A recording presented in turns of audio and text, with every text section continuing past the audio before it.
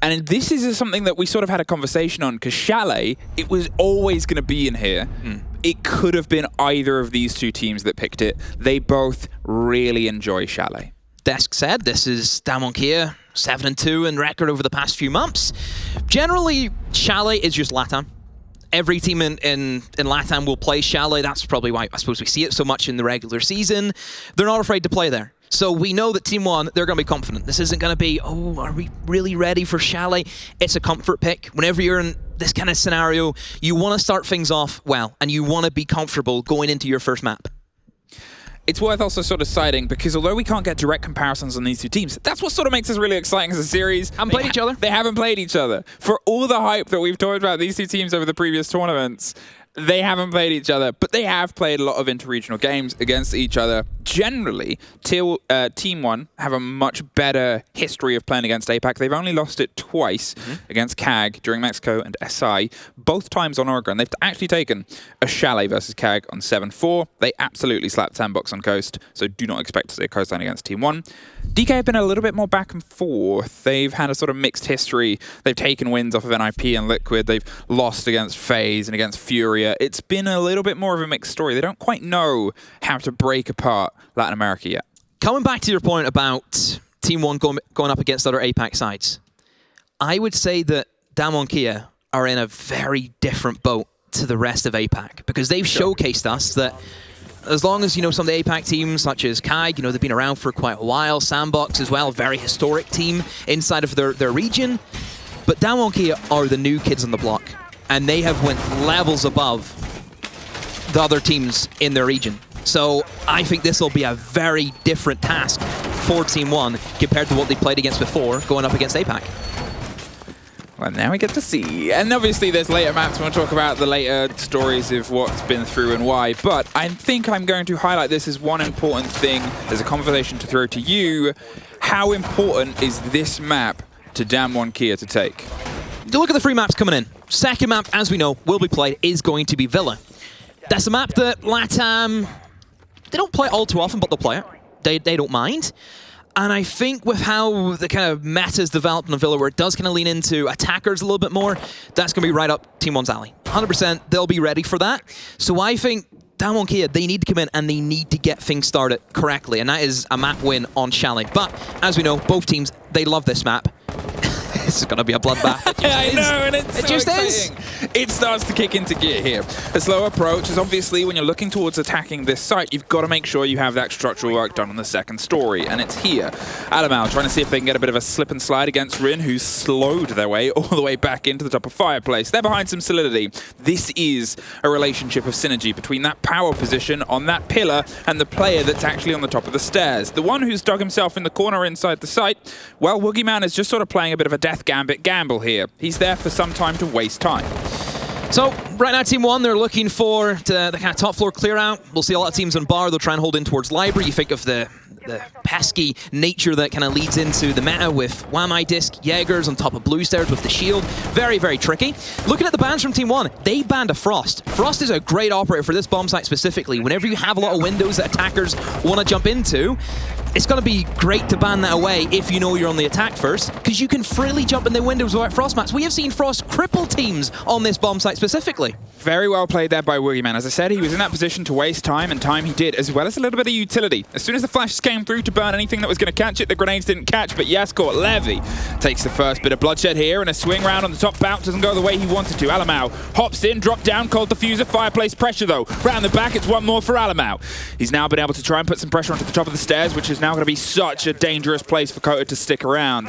It gives them so much more width to try and push it, and you can see that he's sort of toying with the idea of pulling back, but look, the swing is going to come around through on the side. He is able to lean into the Iana. He gets away. No, I was going to say, as I said, that is so dangerous, and that is 50 seconds to start cracking down on the site. Oh, if you're DAMWON Kia, this is not the man that you want to see appear with a triple kill inside of the first round. Alamau primed and ready to see his team over this first round. As the Buck can open up these vertical angles, still try and pester anyone inside a connector, anyone inside the actual bar. Katsang will be spotted out in the long corridor, has to swing, has a red ping, but no, KDS shuts him down. A 1 versus 3, and Alamau kick things off with a quad. That's how you say hello to APAC. Hey, remember earlier when I said, Alamau, what a player.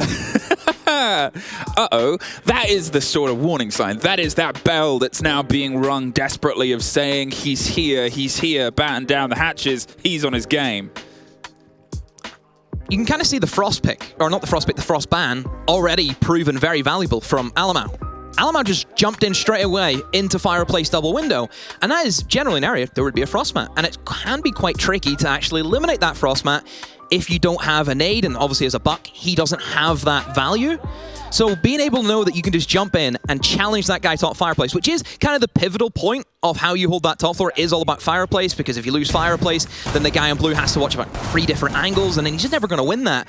So hold on to Fireplace is so crucial for the defense, and if Alamau has that space and he makes that play, he can't do anything with that top floor hold. So Alamau, all credit to him, he sees the opening and he takes it. And that's kind of been the general gist of LATAM from what we've seen throughout the year, is this new meta where you see a space and you make it bigger. And that's what Alamau does great. That is why he has been so influential for this op-air, is he's the playmaker.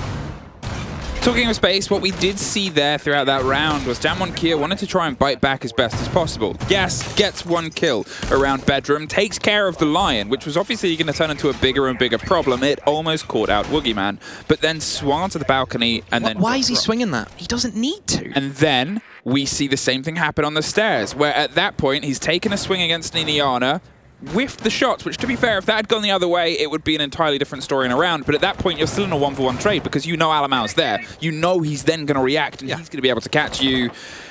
And then, obviously, when they're in the 2 versus 3, I don't think there was anything wrong with them taking the swing out onto the split door and pushing into Fireplace, because you've got to try and bite back. But it was a round built on those, and those mistakes turned a little bit too costly. Here, we find ourselves approaching Bedroom for the second hole. Valkyrie open and Chalet, that's something we don't see all too often. Valkyrie's ban rate for the past 3 months, look, it's been like 70%. It's pretty up there. It's been skyrocketed. And to see it open is always interesting, because it's just a general thing that one team will have to do. There's always one team who, okay, I'll ban Thatcher and I'll ban Valk, because that's the comfort picks, and that's what we've seen for the past 3 months. Valkyrie being open in Chalet, there's a lot of good places. There's trees outside that we know you can kind of get the information from the outside. It helps you know early on if a team is setting up for naturally the office take, which is the kind of default, or maybe the Solarium side, which is also very handy to go for if you're a big window team, and I think certainly Team 1, they're not afraid of the repels. KDS is going to make the steady approach here from the library side as they sort of clear their way across. As soft clear a little bit. Yeah, it's a bit of a soft clear here. It's not going for the intense verticality, even though there are players from DAMWON underneath. You can sometimes focus on that west main, but it's safer to sort of do a bit of a hammer and anvil. Make sure you have some clarity inside library, go for the lockdown on the 2 staircases, and then push your way across that piano side, with the anvil being on the far side on those double windows, or potentially the big window on the Bedroom as well if you're feeling a little bit spicy. But here, they've been able to get themselves in, so far uncontested, but you're looking at a minute left. They've still got to burn their way through this wall, and there is still the danger player underneath. I like Cat saying the position he's in. They know they have information from the Valkyrie cameras. If KDS goes to the swing, they're going to know about it. And if you lose that Maverick on this top floor, could be in for a bit of a pickle if you're going up against mute jammers. And it looks as if though they've went with the option of Alamau going into lobby, bucking it from beneath. This is the thing about this bomb site, is the vertical game comes in very big for both sides. You can go below, you can root out defenders from certain positions. If you're a buck and Code, how is he allowed to stay on the breach? There's vertical holes right underneath him. Lack of awareness, lack of droning more than anything from Team 1. That's it. It was the verticality. It was all opened up for them. They sort of did it and hoped that nobody was there, and they tried to pull the trick off, but the fact that the breach hole was one where he was so exposed, he wasn't even truly tucked into a corner. Alamau starts knocking on the door and realizes he's got to try and put some pressure as KDS suffers. Hello, he says. The skeleton key opens absolutely everything. Doors and the bodies behind it too. Neskin, 15 seconds, got to go for the fight here, and they're still holding in. They're not doing the overpeak, and it's working for them. Woogieman's able to get some solidity on the backside, but Alamau's going to see if he can stick it. But oh no, they're underneath, and he was caught out. The camera comes through. It's a 2 versus 2, but 2 seconds. It's all down to the cover of KDS. They're picked up. That's a wide swing. That's a pickup, and that is a 1-to-1. The information. The cameras coming in red, pings galore. They knew exactly where they were going to plant all the time in the world. Well, not really, but yes, in that environment, that 2 seconds before the plant gets down, you have more than enough time to make that happen. Wow, what a cluster of a post, well, not a post plant, just trying to get the plant down in general. A lot of things happened. I don't know if anyone missed that. There was still a Valkyrie kicking below inside a kitchen, leaving a Valkyrie down there where you know they're going to have the C4 or the impact. I actually think there was impacts for the Valkyrie that time. All credit to Alamau. He's the only one who caught on from his team that somebody was sniffing down there, and he was able to make that kill. In the end, it didn't matter. That's probably where Team 1, they didn't have the information. They didn't know where the last player was. Inside Piano, not a drone, nothing at all. And that cost them. It just proves that this is why you ban Valkyrie. This proves that it's so difficult. So this is this worry that we've often highlighted is it's that old little thought of how much can one player be that different? We're back to stage 1, Team 1. And that's not great because it's something where we'd seen them push away from it. Let's look at Sweden. Let's look at Mexico mostly is kind of where we see this team kind of thrive, isn't it? But Sweden was where we sort of saw them diversify. And yeah, they didn't have the run that they had in Mexico, but a team like that, a team that has a superstar player, also needs growth across the rest of the board. Lagones had some great play there. Neskin as well was a name frequently popping up. Okay, we're 2 rounds in to the first game of the day, but it's against a competitor that you're expecting to see frequently throughout this tournament, if not potentially at the very end of it. This game has a lot more weight than just being the opener of their group. We've seen a lot of teams go for a phase where they have one standout player, and we kind of sit and look and think, okay, if he's not showing up, who's going to do it? I think BDS was for a long time something that we fought. Obviously, Team 1, we fought the same about them. Oh, it's just Alamau, but then we've seen them change that in Mexico. Everyone stepped up. And I would say for DAMWON Kia, we can say the same for them, where typically it's Yas miles above everyone else. And for me, this was always going to be a big tournament to see, can everyone else step up? We know Yas is going to deliver. We know that. Maybe not a good example, because he has just died in the opening pick, but we know that he can just appear and just cause chaos. It's also worth sort of highlighting, I know it's nothing we've massively talked about, if you're unfamiliar with how Bank seems to function, attackers generally have a lean on. We're not going to give specific... Chalet? Chalet. Not Bank. Not Bank. Not yet. Well, no, not at all. And that, not at all. I really thought that would be the second map, but that's a whole other argument when we get to Villa. I don't know why that was left off. But anyway, Chalet, generally... attackers have had a better whiff of it across the board. Yeah. I'm not going to give a specific number because it's multi-region. It's pointless. Above 50% anyway. Above, everybody's above 50%. That tilts the scale. So. Yeah. And that's something where we've got to take it into consideration here. And that's one of the questions I have about DK at this point, because they're leaning into a lot of these early fights. And I'm wondering if the second round where they pulled themselves back a bit and they found some success, that pressure might be something that works a little bit better for them in the long run. I like the kind of strategy Team 1 are adapting here. It is going to be into a kitchen defense for DAMWON, Kia, and typically this is one where you try and hold above and you kind of deny access to the attackers being able to go in and use the verticality. There's not very many areas you can sit that's safe inside a kitchen if there is top floor control, and Team 1, I think they've been shown too much respect. DAMWON Kia have fallen off dramatically all the way back into Solar, didn't really contest in towards Piano, contest in towards Bedroom, and it's gave Team 1 all of this control, and it's just going to fall apart for them. Code has got a C4 kill, and that is onto a very important operator. That's the buck, that's the verticality gone from Team 1, but still, it's a man advantage in favor of Team 1. There's the pinch. This is what's going to happen. If you fall back and you give Team 1 this space, they will take it. This has been such a well-played information game, and this is one of the reasons that the attack is so good here, because it builds itself up. Oh! Oh! That was almost a hell of a triple kill to lock off the end of a round there with a handful of seconds and 2 bodies down.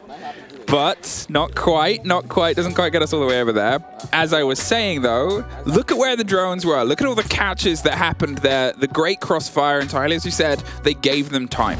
And Team 1 made use of that time. They had the setup coming across the board. For me, if I raised questions of we need to see more of them, they are responding now. They've warmed up into that round. You need to get in the faces of Team 1. You cannot give them their ideal strategy because they'll tear you limb from limb. We know they'll do that. Their crossfires, I think the refrag, one of the strongest teams who can refrag each other, just left, right, and center, bang, bang, bang, bang, bang, kills galore.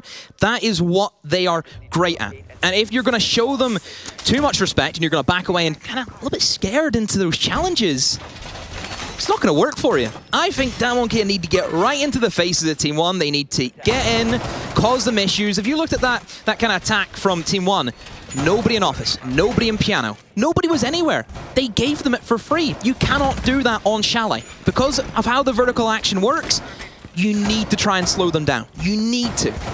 Look what happened whenever Team One were against the time. They literally lost their plant because they didn't have enough time, because they were put under pressure. Yep.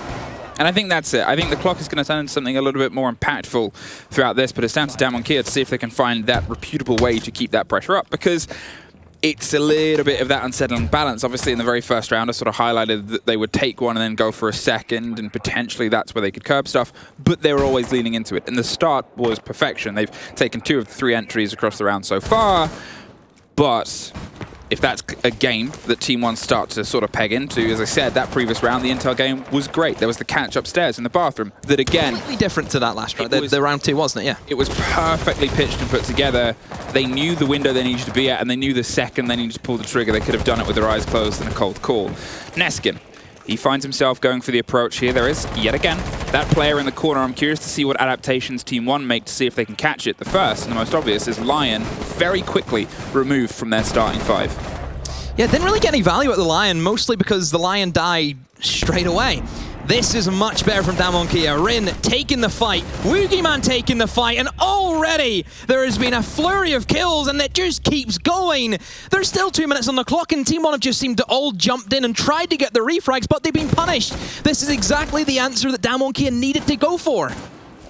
Bounce the grenade around the corner, caught. That was always going to be a well-protected place, and it puts him in a tricky situation because he's already inside. He knows if he goes past that hatch, he's going to get caught. He knows he's just got to sort of pre-fire a handful of couple of angles, and he knows there's not really anywhere else to go. It's not like he's been able to build a bastion here. So he takes a hot drop, finds a fight on ADS at the end of a flick, and he's down in the backside of the stock room. He doesn't have the diffuser, though. He's got to see if he can make a recollection, and as the pings come through, the drone just tucked in on the corner, they also know they don't need to overextend. Yas has it locked down from the top. It's at the bottom of the stairs. They're well informed and well aware of every different angle they want to take. A slow creep round behind the bar to find out that they're out of stock of people and nobody's serving them. So Neskin's going to have to see if the stairs... Oh, no. DAMWON did exactly what they needed to do. They were aggressive. They didn't let the utility come in from Team One. I think that's the tricky area where you're almost talking about what you're going to do. And as you're talking, focusing on, okay, what do we want to do? You get swung. I'm sure it's happened to everyone, where you want to try and go for a plan, and all of a sudden, oh, somebody's peeked me. And that's exactly what has happened. So, Team One, what are you going to do now? You can see that they can kill you. Yeah.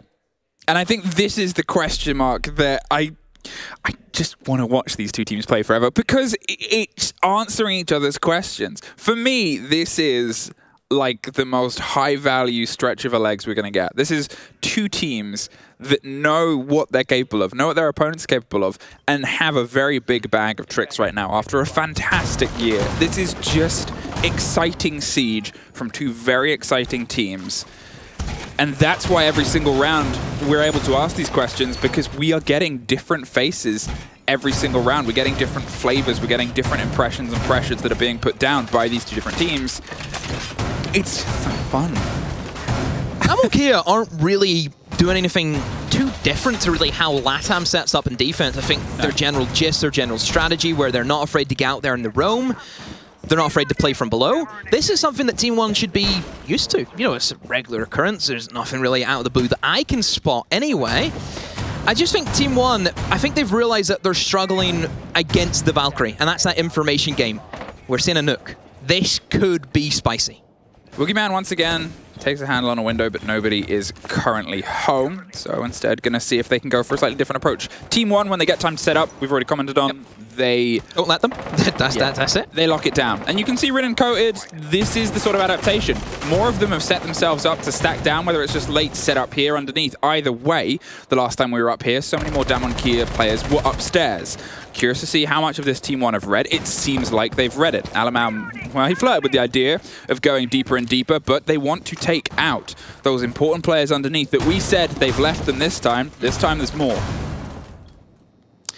I am curious to see where KDS is going to try and come in from, because obviously the nuke is a big pick. You need to make it pay off. Nuke is selfish. It's a selfish operator. Look, it only benefits the person playing it, and you need to make up with kills for that. good loadout, has the nades, has that FMG9, very good in those kind of close quarter battles, which you will find yourself into if you are crouch walking and trying to get into the site just unknown to everyone else. And it looks as if they're almost trying to bait in DAMWON Kia as if maybe Team One are looking for Solar, maybe rotating in towards Kitchen.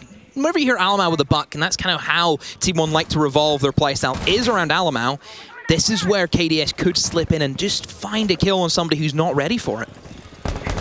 I think the drive of KDS right now, and my confusion, is why is he pushing from the default push? Why aren't they throwing him in as a wrench in the works, deeper underneath? Why isn't he doing something a little bit more off the beaten track? What are they going to try and do with the approach? And is it because Alamau couldn't get a catch underneath? They've otherwise pulled some players away from that fight, and it's actually Alamau that suffers first. Katsang tried to step up to the medal and the mantle, but couldn't quite get the connection he wanted. Good change from Team One. Last time they lost a player from a defender just standing at the breach, so it's good to see that they've checked it this time, and they haven't lost anyone.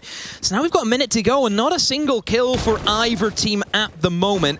Like you said, Fluke, the big question, what is KDS going to do? You're bringing the nuke, you have very little utility to give your team, you need to pay off with some kills. This is where nades from below, the verticality comes in again, checks that half wall, a very typical spot. I think we've seen the smoke player last time from DAMWON Kia was in that position, but nobody here this time. Oh, that nade almost. The red indicator flashes in Katsang. He panics for a moment, but he's still alive. KDS actually going to go for the window play. Very strong position, cuts off all the rotations, Fluke. Now it's Team One. Now they have to plant. The big thing about KDS on that window is his gadget's not on, and there is a camera outside. Lagonis isn't quite able to get in on the door. That's 20 seconds. That's 2 more smokes, and there goes KDS. They've suddenly lost all of the width that they begged and pleaded for. Neskin has to take a fight here with Levy on the hop-in on the piano, but Katsang and Alamau have different ideas. A trade-off, and a C4 from Yes doesn't quite get the connection. Coated takes more damage. They've been able to slip themselves into piano, but the diffuser has to hit the ground. There's 2 seconds. There's an absolute bloodbath, and they've just found that final thread. Yes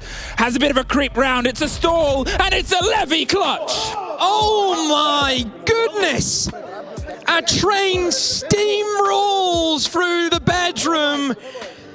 Levy, my oh my. The LMG sings a sweet song, Fluke. My goodness, Team One, what a scrappy round. But they won't care. They will not care, Fluke, because every round right now in the attack is crucial for this side. There was a moment where it could have gone wrong for Team One, and that was obviously the second KDS hit the floor and the canisters were popping. All of the pressure of that round fell onto that piano push, onto the player on piano window and the player on the double door. You think about that double window. The whole point of putting someone in that window is to stop defenders crossing over and attacking those attackers you're trying to flood in towards piano, flood in to get the diffuser down.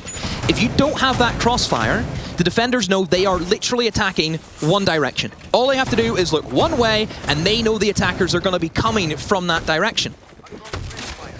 Somehow, they made it work. I really do not know how they've gotten away with that. I think the LMG has a big say in that, where you can mow down 4 people without having to reload. It's the only weapon that can really do that. Yeah, I heard some people have opinions on the current status. Bring back the M7 and we won't be complaining, because that was always the fun gun for me.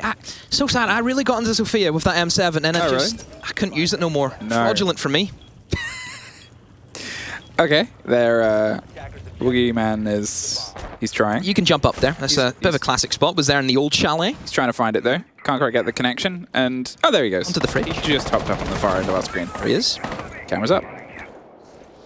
Again, just the camera's information. Even though Valkyrie's open, still bringing the other information operators that you really wouldn't expect to see. I know for this bomb site, for Kitchen, Echo, I'm a big fan of Echo for this bomb site. Whenever you think about the default plant position, pushing in towards that dining, there's a hatch in the corner. You can jump up an Echo drone up and down the hatch. It is very sneaky to do, but I suppose the Maestro kind of gives you that same indication. You can put up high, it can sit there. You can try and kill somebody if they're low HP, combo that.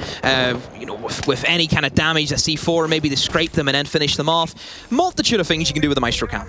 So the change of pace here is Alamau has now picked up the mantle of the Nook. They're going to see if they can be that decisive factor, draw some attention. To be fair, why not? So frequently, he's had to be the tip of the spear that starts to push its way through the hold and the site. Earlier, it was much more important than it's been now. Obviously, we've seen such a big step up from the Team 1 players and the rest of them finding a push, but still, it has capability. As you said, the reliance on intel is this map's definition. It's usually in the favor of attackers because there's so many places, plant pots, and just problem holes to put a drone in. And as you see, even now, Yas is just slipping away, and then you're slipping away into 3 windows. It's consistent concern of they know where I am, and if you can play the one person who they never know, well. So they don't have the buck this time, which was great at going in towards lobby, maybe open up the mute jammer and then get that main office wall open. That was always good for them. It looks as if they're going to try and sack off the top floor entirely and just try and direct their push coming in from lobby, which it's a little bit of a worry for me, and somehow Yas has slipped by. No flank cams being held. Neskin does know that he slipped into the corner and will eliminate him, but still, you've lost quite a big heavy hitter in KDS with those nades that you'd need from the Maverick to try and clear out some of those deeper positions. I was going to say, if he was able to escape that without getting traded out, that would have been potentially round defining. Here we go. But the hopping comes in. Alamau seen another one. finds one, gets dropped. Couldn't quite get the connection. Woogieman behind the chassis, able to get some hot pings to give himself a little bit of clarity. Katsang, he punches through, but can't quite get the full scratch. That's the scrape on the diffuser. They're now in a much trickier position, and Rin, tucked in on a corner, is able to get one more connection. With verticality away from them, it is pretty much impossible to get a plant, and Woogieman makes it even tougher. Neskin, he's outside on the door now. 20 seconds to find 3 more bodies to see if they can give themselves a preferential split here, but the first grenade doesn't quite get the full connection across the firefight here. They've slipped by towards the back of the chassis, but Woogieman locks it off. It's a 3-apiece Chalet. Team 1. Boisterous with that attack, really relying on Alamau. I think almost get 2 kills in that scenario, only got the 1. He did see the Maestro though. He's seen the Maestro, but he just didn't clock it, that was a person. Got traded out. And I think it shows good instincts from Team 1. As soon as Alamau causes something, it causes, you know, defenders to look away and look at something else. Everyone else just jumps into the bomb site and tries and get away with that. But however, the information comes in to bite them once again. We've seen the red pings come out. Sure, Team 1 probably looking at that and thinking, oh, there's no vertical holes upstairs. The defenders are not upstairs. They're not going to try and stop us as we jump in. But they have an oNe upstairs, and oNe has that punch where you can make that vertical hole, combo that with the red pings. You know exactly where you're looking at, and you're never going to be able to get that plant down. So again, the information not being respected by Team 1, and it's cost them a very valuable attack because they've actually went into now the second half on an even split where realistically Team 1, they should be coming away with a 4-2 if they're on the attacking half. Do you know what's very sort of defining of this game? And it drives the point home. Do share. I'd love to know. Where we are in where everything is set up is on the far end of it's like an airport. It's massive. It's big walk. Everything is in a sort of huge hall, very well spaced out. At the end of every single round, with my headset on, I hear them. They're 200, 250 feet, would you say, away from us? I'd say a 100-meter sprint. 100-meter sprint away from us on the other side of like 7 other sets. And at the end of every single team. And I love that this is the energy that's brought into what is for them, and I cannot harp this enough, their opening game, game 1, is the drive of this. But the drive comes through now, and it is up to DAMWON Kia to start to deliver a bit more of the pace here. Lagonas hasn't quite been able to have a connection with this game so far, which, you know, it's a bit of a worry here because he plays that old role. He does. And that's kind of where LATAM's developed into. 1 support, 4 people run around and get kills. Yeah. That is what we see with a lot of the teams these days. And unfortunately for Lagonas, he's on that support role. He's on the non-fun role in many ways. But that doesn't excuse how he's playing. Because if we look at FaZe, for example, we look at Souls. Souls is that 1 support. Yet, in my opinion, he's the best player on that team. So you can't just say it's down to the role, because we've seen people break through that mold and show that no, support role, you can still get kills on it. Exactly. It's that sort of old school, outdated a bit mentality in the current meta and the driver things, and it puts a little bit more pressure on Lagonas now, where he hasn't been able to do the role that he's put aside to do, whereas Coated might have been able to just do it by just hopping in and going for the plant. The cover comes through. They have the connection with the ground. The first diffuser goes.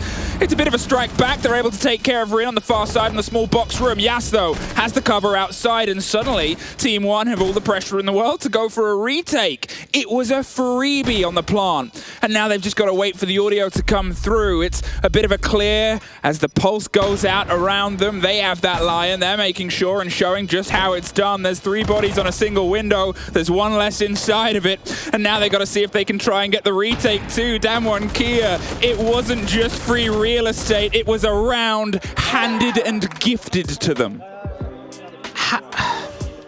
It's so obvious that it becomes not obvious. That's a classic. It is an absolute classic. Oh, somebody's jumped in a double window and planted. But you'd never think someone would do that because it's so easy to stop that, isn't it, Fluke? Jumping in a window and planting? No, you can't do that. There's a player in connector. There's a player in bar. You have upstairs hatch. You have everything to stop them from doing that. But because nobody actually does that, then you don't prepare for it. And then it's that kind of double bluff, that mentality factor where you're overthinking things. And it's worked out really well for DAMWON Kia.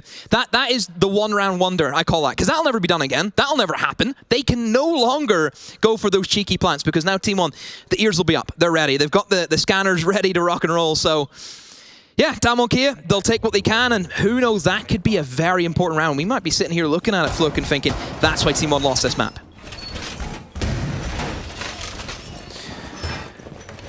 I mean, it's a heck of a way to set a pace. If the start of that spiel turned into how are they going to do this, and by the end of the time I'd finished talking 40 seconds later, they'd won the round, that's how they're going to do this. And that is a wake-up call for Team One. That's that moment of notice of, okay, we've got to have a bit of sharpness, because attacking the space, taking the space, cited as being the thing LATAM does well, DK can do it too.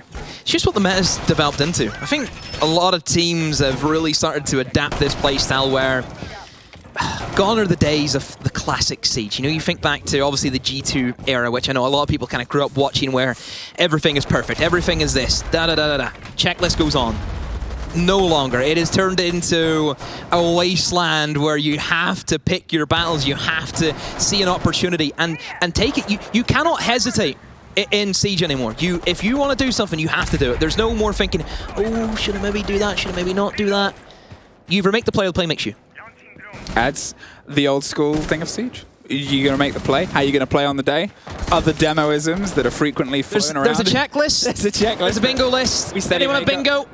We steadily make our way down. The pings are coming through. Rin on the Finker is going to see if they can try and have a bit of an attention. And I guess we haven't really highlighted Rin because Rin hasn't really highlighted them themselves. It's the big problem. There's too much to talk about sometimes. I can't fit it all in. I know, but we have to make mention that Rin, they are technically the second best player for DK, but it's this weird mix of they'll have a game where they go 25-5, and then they just won't show up. And the stats get inflated because currently it's better than average, but again, if I'm going to highlight how I want consistency, that's them. And we always judge good players by how consistent they are on a weekly basis, day in, day out, how they show up.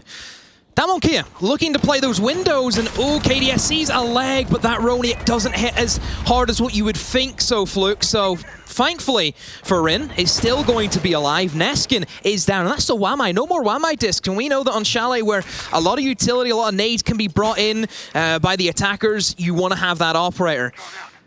So, DAMWON Kia, you've got that opening pick. You're setting up still very nicely for this Solar take. We didn't really see T1 be interested in this side of the map at all, Fluke, but it can be very dangerous. A lot of windows, a lot of crossfires, more importantly, that you can establish, and it just kind of chokes the defenders out. You can't really move, and if you move, you're dead. I just think it's this very big split where we saw Lion try it on Team 1. It didn't quite have the connection. How? It's not going to have a connection. How's he winning that? Not going to have a connection the rest of this round either, as Alamau is able to do Alamau things and takes care of Woogieman. A big removal there, as they lose that utility that's otherwise been a bit of a driving force. There is still quite a lot of utility in the pockets, and I think that's one of the things, if you're looking at that roster, and Rin, with the drive and the boost, is able to give them that lead in, that bit of pressure. There is still 3 Rotero drones as well. They can use it as a pressure. There's a pickup. Good refrag. That's what you need whenever you know there's still somebody lurking upstairs. Is Alamau really going to be ready for somebody else going up to try and look for him? Probably not. And Team 1 have just been picked apart. DAMWON Kia didn't even walk into the bomb site. All of their kills pretty much came from them sitting on a window and Team 1 walking into them. It's like Consulate. Oh, that makes me feel sad because I love that map. Did you? I love it. Just so good, so fun.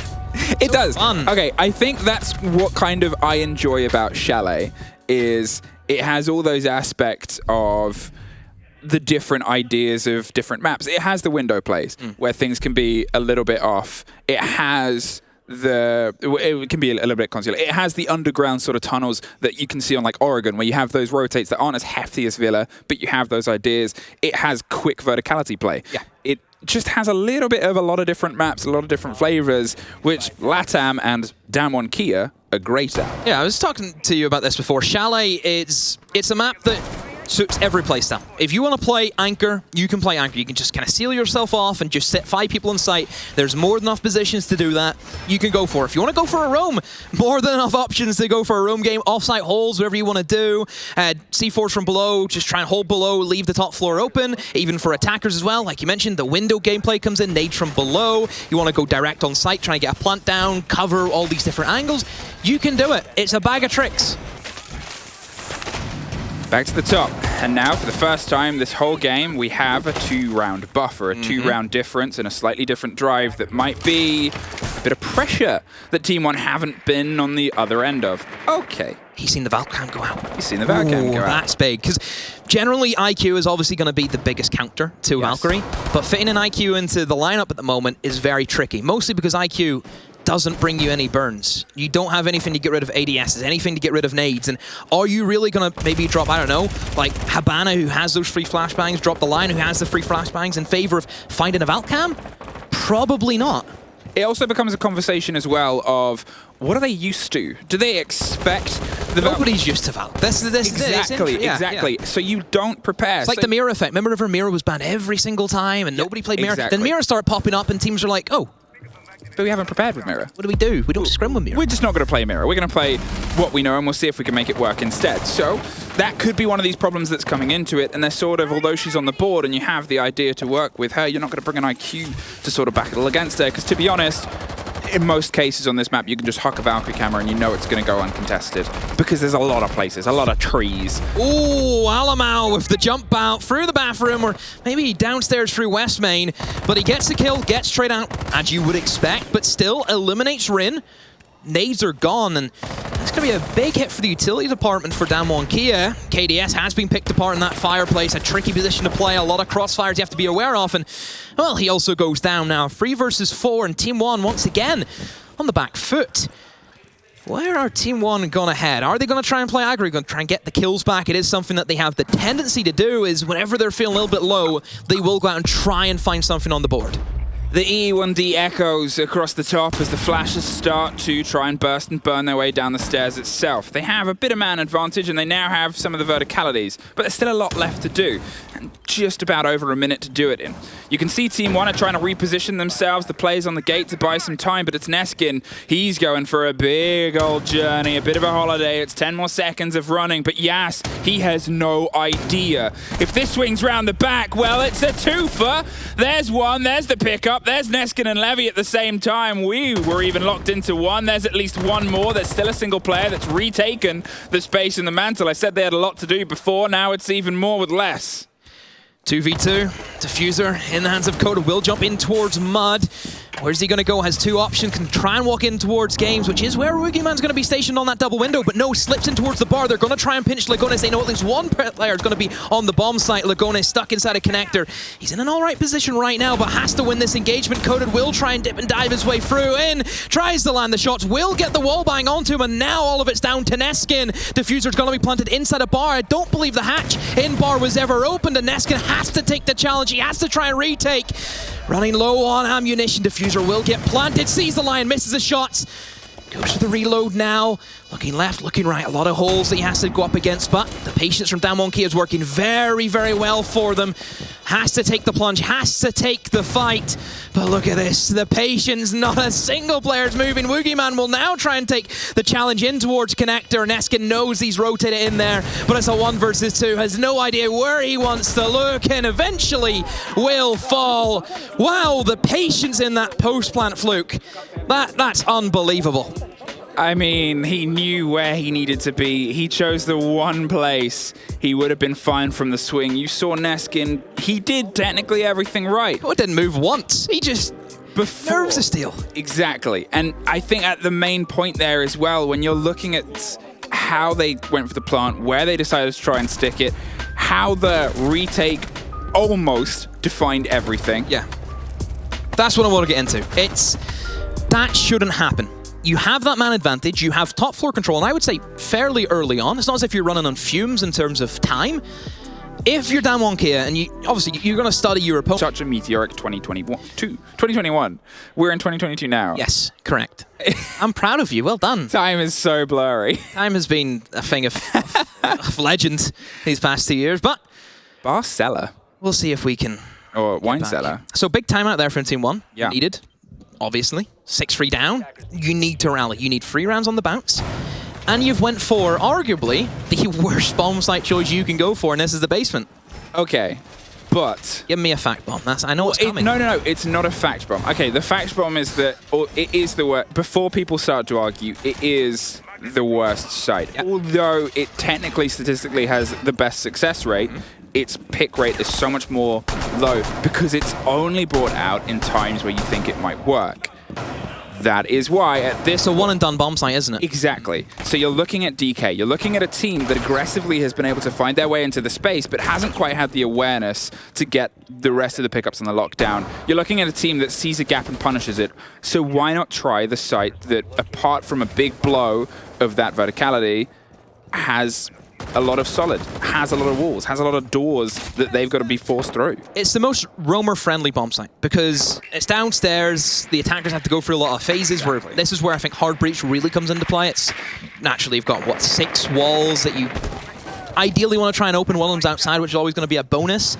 So that kind of opens things up for the roamers to really have a lot of fun. You have those 2 floors, you can get out and about, you can really do the damage. If you leave maybe the dining hatch open, that even puts more pressure onto the attackers. And I think naturally for DAMWON Kia, and you know Team 1, they're going to go for the roam game, it forces you to attack them. I don't think DAMWON Kia can get away with only pushing the bomb site. They need to take the challenges, and that's what Team 1 want them to do. Team 1 want to abuse the fact that the drone work hasn't been the greatest from DAMWON Kia. And that's exactly the point, is although, okay, there's other sites where you can go for a little bit of a quick approach if you're playing a big roam game. We saw it in the opening round, but you gotta be so much noisier. You can't just hop a double window and be planting behind a little bit of safety. This is an open door. They have full awareness. You can't play those games. And this is a bomb site where you choose if you want to go for snowmobile or wine. Yes. There is no in between. You cannot split push. You either commit to one or the other. And as soon as the team knows you're going to commit, like they're doing right now, they should be onto it. But under the cover, the smoke to diffuser is going to go down. Lagonis with a C4 catches it in time. Oh my goodness.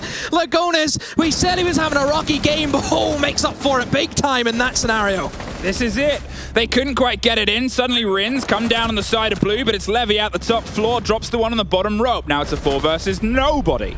Team 1, what they needed was that solidity. What they needed were them walls, and what they had was a gift of them making a lot of noise on that approach from DAMWON Kia's side. They find a breath. They've got to take as much in because they're still submerged for another 2 rounds. Oh, Lagonis. You have no idea how close that was. Only about a second left before that diffuser went down, and that's whenever the mayhem ensues, and very difficult retake as well. If that diffuser gets planted right in the open, look, we know that. We've seen many of a defender try to swing into open angles, and you're just going to get shut down. So, yeah, very fortunate that Lagonis was there at the right moment. But, again, a little bit strange from DAMWON Kia. We kind of mentioned that the first attack that they did, it was a very quick kind of snatch and grab, hit and run tactic. And they've tried it again. Team 1, like we mentioned, after that first round that happened to them on their defense, they'd be ready for that. Yeah, entirely. And I think that's the thing now, is Team 1 needed a success more than anything. And that is, for me, what that site offers. Hey, remember when I said that long old spiel about this map has a lot of flavors of different other maps? For me, that bottom bit gives me that little bit of Villa taste, where it is solid. It's heavier. There's a lot of stoic stuff, and if you're entering, you're making a hell of a lot of noise. And there's also a lot of space for roamers if they want to play. If you're on that site, that's 2 stories of big clear. That's a lot of places for them to try and dig their way through before they hit that hefty set of walls. That is also obviously where we're heading next. That's where T1 think that they might be able to have a little bit more of a difference maker against DAMWON Kia, and if that's a sign of things to come, yeah, okay, it's not a one-for-one translation, but it does give you a little bit more of a hope onto T1's game on that map. That might be the only one they need. 2 more rounds, and we're in OT. Last time this was defended by Team 1, they just kind of threw themselves at the mercy of DAMWON Kia most of the time, didn't they? They were swinging onto people on rappels, and any window they could find, they were sticking their head out of it. And it cost them. DAMWON Kia won this bomb site without actually entering the bomb site. They just got picked up a few kills, and that was home and dry. Team 1, will they make that same mistake, or will they respect the window gameplay that will surely come in from DAMWON Kia? They're setting up the exact same way. You've got Yas over towards Solar. Rain's going to try and get towards those bathroom windows more than likely in the kind of later stages. DAMWON Kia, they're big fans of this kind of Solarium side, aren't they? Wanting to push in and create those crossfires, pinch out anyone who may be located there. They have the nades to back it up, and you can definitely make an argument why they want to go for that. Here comes Kudit with a diffuser, so he's probably looking to try and get in towards that Solarium, push down in towards maybe the trophy stairs, and more than likely, I think a kitchen is kind of what they're aiming for, not the regular dining. So we're off the beaten track a little bit. I love that play. They just absolutely tear through 2 stories to get that claw, and then they make sure that they can get that wall. Oh, no. Great play. Alamau had it covered almost. Should be dead, but... Saw the width of a tracer there, Woogieman from range, and is actually looking for the fight with the MPX. Was curious. Stop this man. He was curious about taking a fight that last time we were here, he won.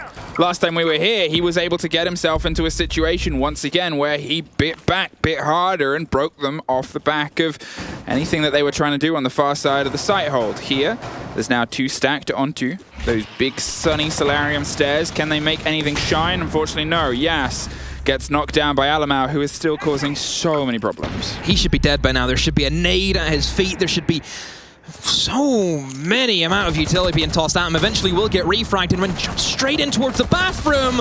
Oh, poor old Neskin. A panic knife comes in from Rain and still wins it against KDS. A huge triple kill. My goodness, Rin, that's whenever you need to step up and make those big plays. And DAMWON Kia, it wasn't looking good for a minute to go. They were a man down, and now they are in the driving seat. It's a 4 versus 2, but you look at 20 seconds and they are beating across so ominously. There's one more. Woogieman has the lock off. It's just Lagonas on the backside. Takes 1. Goes for the swing onto the second. Cannot find it. DAMWON Kia finds success. They find that opening map, and will they need all 3, or is Villa going to be their story to lock it off? I guess we'll have to find out in a little bit. Oh, the patience from DAMWON Kia, just waiting for Team 1 just to throw themselves at it. All credit, though, to Rin in that.